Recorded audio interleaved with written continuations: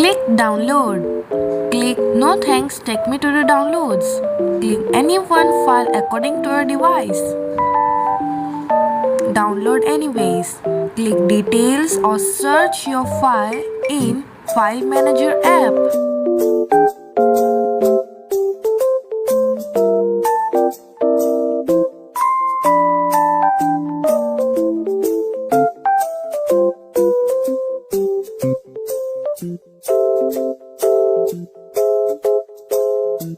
Click the file you downloaded.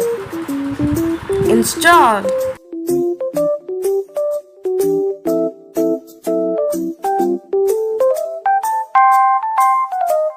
Bye, have a nice day.